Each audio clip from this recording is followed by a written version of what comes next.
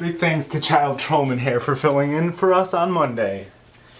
That's how you say the name, right? So when I was trying to think of what to do for this video, I was like, Adam, what's something that you've been obsessed with, but also is completely inappropriate for 5-year-olds?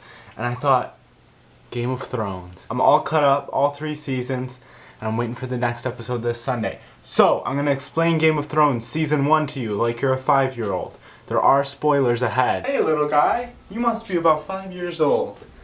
I've got a little story for you, and it's called Game of Thrones Season 1. Let me explain it to you. So the first thing that you need to know about Game of Thrones is that there's a lot of different families, okay? There's lions and stags and wolves and dragons.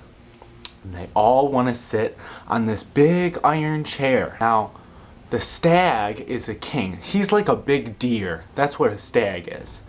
He's the king, and he's married to a lion. Now, the stag asks his best friend, the wolf, to be his advisor and come back to live with him where the stag lives. Since the wolf pretty much has to do what the stag says because the stag is king, he takes some of his family down south to go live with the stag king. Right before he does this though, the hawk lady sends a letter to the wolf's wife saying that she thinks that the lions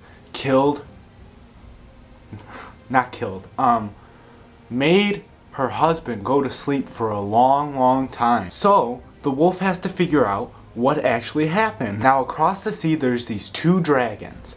The one dragon, the boy dragon, is very mean to his sister, the girl dragon. And he makes her marry the horse.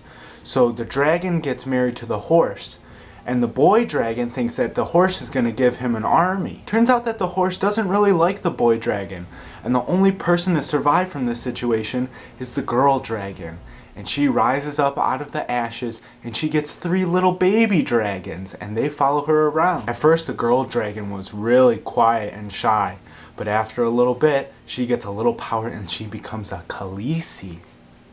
Can you say Khaleesi? Now we have to go back over the sea, back to the stag. Now the stag went hunting to get something to eat, but he ended up falling asleep for a very long time because the boar hit him in the stomach. Now while he's sleeping, he can't be king, so his son has to take over.